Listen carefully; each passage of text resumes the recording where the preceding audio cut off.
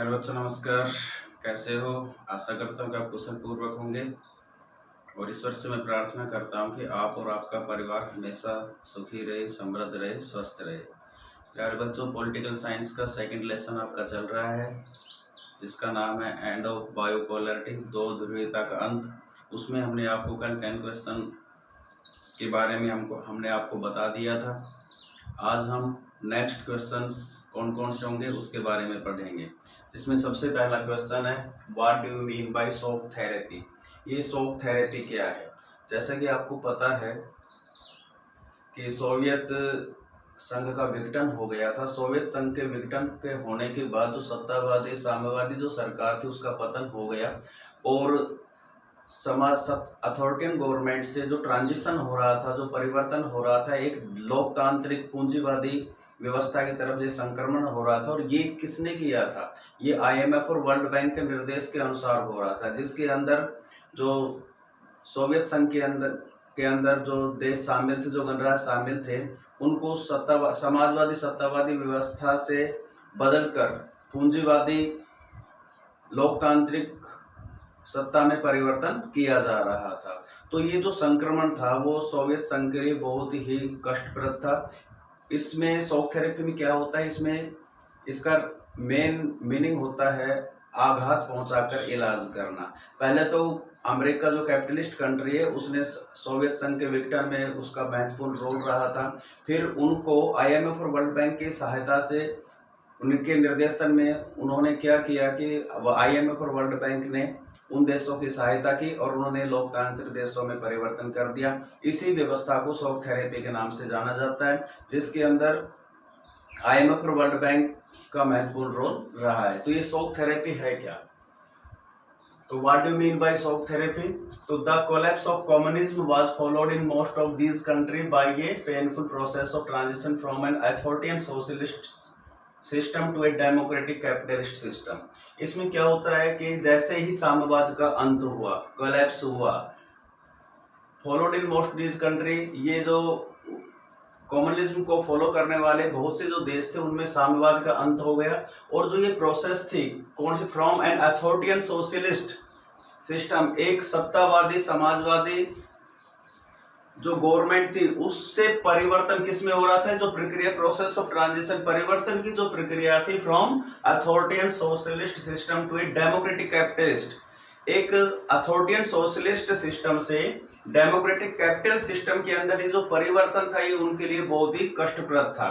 The model of transition in Russia, central Asia and east Europe, ये जो परिवर्तन हो रहा था वो किस में हो रहा था? इसमें रसिया, सेंट्रल एशिया और ईस्ट यूरोप के देशों के अंदर ये बहुत परिवर्तन हो रहा था। Guided by the world bank and IMF, ये किसके निर्देशन में हो रहा था? आईएमएफ और वर्ल्ड बैंक के निर्देशन में होता है। Came to be known as shock therapy, इसी को हम शॉक थेरेपी के नाम से जानते हैं। मतलब शॉक थेरेपी का मतलब होता है चोट पहुंचाकर इलाज करना। पहले तो कैपिटलिस्ट जो अमेरिकन कंट्री थी उसने सोवियत संघ को चोट पहुंचाई, वहां के जितने भी देश थे उनका जो सोवियत संघ का डिसइंटीग्रेशन कराया, फिर उनको एक कैपिटलिस्ट कंट्री के रूप में उनका परिवर्तन कर दिया। जो अथॉरिटेरियन सोशलिस्ट गवर्नमेंट थी उसका परिवर्तन किस में हो रहा है? कैपिटलिस्ट सिस्टम के अंदर हो रहा है, डेमोक्रेटिक कैपिटलिस्ट सिस्टम के अंदर हो रहा है। और ये परिवर्तन उनके लिए बहुत ही कष्टप्रद था, क्योंकि शॉक थेरेपी के तहत ही जो सोवियत यूनियन थे उसके जो 90% जो इंडस्ट्रियल एरियाज थे उनको बेच दिया गया। एक बहुत बड़ी गहरा सेल के नाम से जाना जाता है। उद्योगों का पतन हो गया, मुद्रास्फीति हो गई और उनका बहुत ज्यादा सोशल पतन भी हो गया, सामाजिक पतन भी उनका हो गया और उनको बहुत ही मुसीबतों का सामना करना पड़ा था जो सोवियत संघ के अंदर जो गणराज्य थे। तो इसी को शॉक थेरेपी के नाम से जाना जाता है। नेक्स्ट क्वेश्चन है how did Soviet union help India in military assistance. आपको ये बताना सोवियत यूनियन ने भारत की किस तरह से सैनिक सहायता की। आपको जैसे पता है कि भारत के उस समय भारत की सहायता करने वाला कोई देश नहीं था। भारत के ऊपर जो भी कोई संकट था तो केवल उस संकट के अंदर रसिया ने हमारा साथ दिया था। तो how did Soviet union help Indian military assistance, इसमें आप देखेंगे कि किस तरह से सोवियत यूनियन ने सैनिक सहायता भारत की। तो Soviet union provide India with military hardware Soviet संघ ने इंडिया को सैनिक सहायता उस समय प्रोवाइड की when hardly any country was ready to provide India with its military and technology का असिस्टेंट। जब विश्व का कोई भी देश भारत को अपनी सैनिक सहायता और तकनीकी का हस्तांतरण करने को एग्री नहीं था, उस ऐसी स्थिति में सोवियत यूनियन ने इंडिया की सैनिक सहायता और टेक्नोलॉजिक सहायता, जैसे बोकारो है और जो हमारा जो आयरन एंड स्टील प्लांट है विशाखापट्टनम का है, उसमें रसिया ने बहुत ज्यादा सहायता की थी। Indian army gets maximum of its military equipments. भारतीय आर्मी को रसिया ने बहुत ज्यादा सैनिक जो हथियार थे वो प्रोवाइड कराए from Russia. Soviet Union did such agreements with India, और सोवियत यूनियन ने रसिया के साथ एक एग्रीमेंट किया which enabled India to provide military hardware, ताकि भारत अपनी सैनिक जो मिलिट्री हार्डवेयर है, सैनिक अपनी सेना का गठबंधन कर सके, अपनी सेना को एनेबल कर सके, इस तरह से काबिल बना सके ताकि वो विश्व के देशों के साथ मुकाबला कर सके। तो ऐसे समय में सोवियत यूनियन ने भारत की सहायता की जब कोई भी देश अपनी सैनिक सहायता या जो टेक्नोलॉजी थी, तकनीकी थी, उसको देने के लिए राजी नहीं था। उस समय रसिया ने हमारी बहुत ज्यादा आर्थिक सहायता की, सैनिक सहायता की और हमारे सेना को बहुत ज्यादा हथियारों की सप्लाई की ताकि हमारी सेना एक मजबूत सेना बन सके। नेक्स्ट है when and why did India sign 20 years treaty friendship and peace with USSR. आपको ये बताना कब और क्यों इंडिया ने 20 वर्षीय संधि मित्रता और शांति की जो 20 वर्षीय संधि थी वो कब और क्यों की, किसके साथ, यूएसएसआर के साथ। तो India sign the 20 years treaty of friendship and peace in August 1971। ध्यान दीजिए, इंडिया ने यूएसएसआर के साथ, यूनियन ऑफ सोशलिस्ट एंड ये जो रिपब्लिक है उसके साथ किस तरह से सहायता की। तो India sign the 20 years treaty of friendship and peace in August 1971। USSR के साथ भारत ने 20 वर्षीय मित्रता और शांति की संधि अगस्त 1971 में की। अगस्त 1971 के अंदर मित्रता एवं शांति की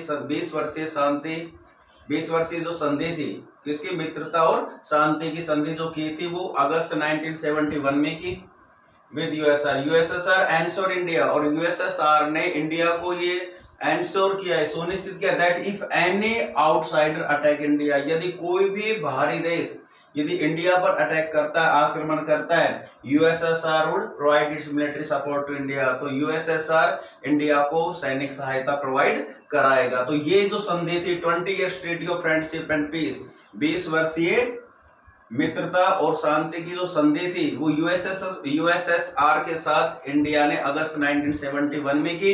यूएसएसआर ने भारत को ये एंश्योर किया, ये सुनिश्चित किया यदि कोई भी देश भारत के ऊपर अटैक करेगा तो यूएसएसआर भारत को अपनी सैनिक सहायता प्रोवाइड कराएगा।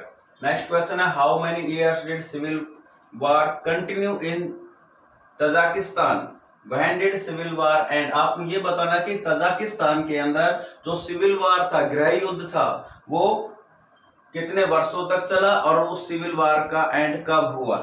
तो इसमें Tajikistan witness civil war, Tajikistan गवाह है किसका, गृह युद्ध का, फॉर 10 इयर्स, लगभग 10 वर्ष तक तजाकिस्तान के अंदर गृह युद्ध चला और ये इसका गृह युद्ध का अंत हुआ 2001 के अंदर।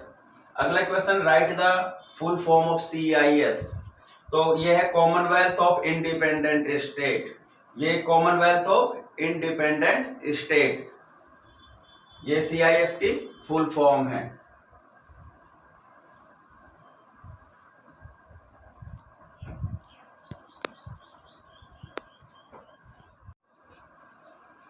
नेक्स्ट जो क्वेश्चन है वो है व्हाई वाज यूएसएसआर डिसइंटीग्रेटेड। अब आपको हम ये बताएंगे कि सोवियत संघ का विघटन क्यों हुआ, क्या रीजन था ऐसा सोवियत संघ के विघटन का। तो USSR could not satisfy public with its social policies.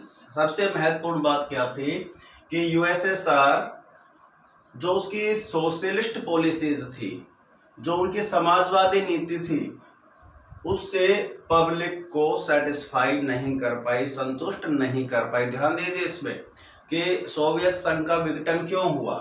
तो USSR could not satisfy public with its socialist policies.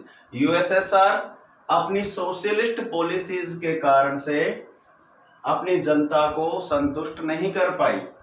Due to this the people raise their voices.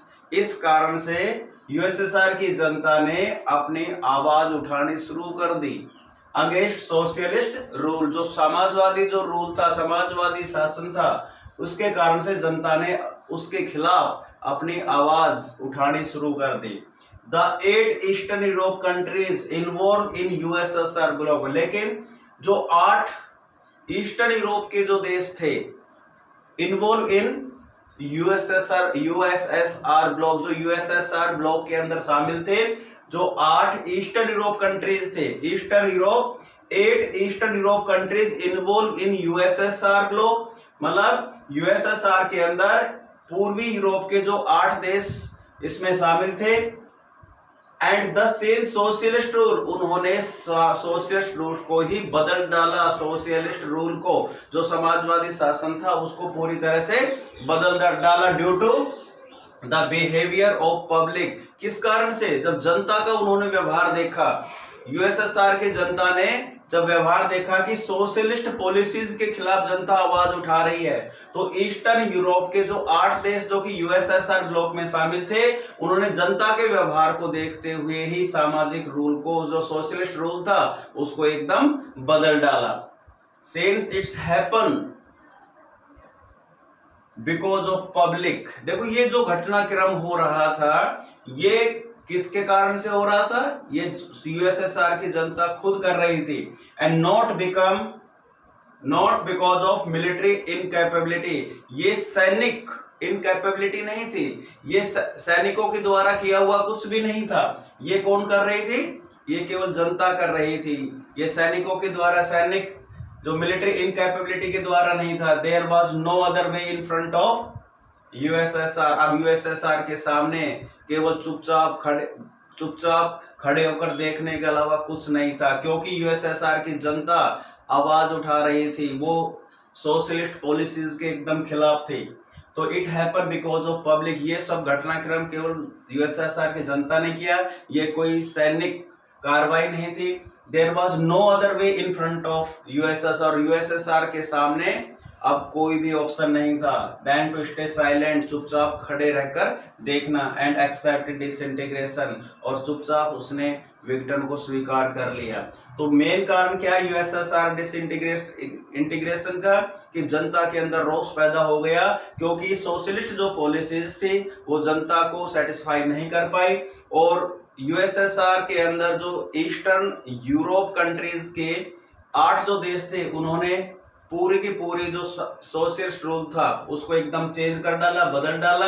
और ये केवल जनता के द्वारा हुआ था, कोई सैनिक कार्रवाई नहीं थी। इसलिए सोवियत संघ के सामने चुपचाप खड़े होकर देखने के अलावा कोई ऑप्शन नहीं था, और उसने डिसइंटीग्रेशन स्वीकार कर लिया।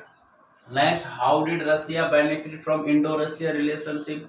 जैसे हमने आपको बताया कि एक 20 years treaty of friendship and peace की भारत और रशिया के बीच में हुई थी। उसके कारण क्या भारत को फायदा मिला? जितनी भी मिलिट्री असिस्टेंस थे वो भारत को मिला, इकोनॉमिक लाभ मिला भारत को मिला, और रशिया ने बहुत ज्यादा सहायता की इंडिया की। और ये भी कहा, ये एंश्योर किया इंडिया को कि यदि कोई भी आउटसाइडर कंट्री यदि इंडिया पर अटैक करता है तो रशिया उसको सैनिक सहायता प्रोवाइड कराएगा। लेकिन how did Russia benefit from Indo Russia? अब इंडो रशिया जो रिलेशनशिप थे, उस रशिया को क्या फायदा मिला? तो Russia stand to benefit from this relationship because भारत और रूस के जो संबंध थे, उसको रूस को भी इसको फायदा मिला उस संबंध से, because India is the second largest arm market. Bharat विश्व का दूसरा सबसे बड़ा हथियार खरीदने वाला बाजार था for Russia. The Indian military gets most of its hardware from Asia, क्योंकि इंडियन जो आर्मी थी, भारतीय जो सेना थी, वो ज्यादातर अपने हथियार कहां से खरीद रही थी? रशिया से। इसलिए रशिया को अपने हथियारों को बेचने के लिए भारत के बाजार की आवश्यकता थी, ये रशिया को फायदा मिला। For which plants did Soviet union provide economic assistant. अब देखिए भारत के अंदर वे कौन से प्लांट्स थे जिसको रशिया ने आर्थिक सहायता प्रदान की। So Soviet Union gave aid and technical assistant. Soviet Union ने भारत को बहुत ज्यादा सहायता की, आर्थिक रूप से भी, और जो प्रौद्योगिकी थी उसको भी प्रोवाइड कराया। फॉर स्टील प्लांट, जो हमारे जो इस्पात कारखाने, इस्पात जो प्लांट्स लगे हुए हैं, उनको बहुत ज्यादा आर्थिक और तकनीकी सहायता की। वह कौन कौन से प्लांट्स हैं, जैसे Bhilai, Bokaro, Visakhapatnam. And machinery plants like Bharat heavy electric limited, इनको बहुत ज्यादा आर्थिक और तकनीकी सहायता दी। और इस तरह से भारत की रशिया ने बहुत ज्यादा इकोनॉमिक असिस्टेंट, बहुत ज्यादा वित्तीय सहायता की और तकनीकी सहायता की। ये क्वेश्चंस आपने अपनी फेयर नोटबुक में करना है, अच्छी तरह से इनको वीडियो से समझते हुए अपनी फेयर नोटबुक कीजिए और मेरे व्हाट्सएप नंबर पर अवश्य सेंड करें। Thank you.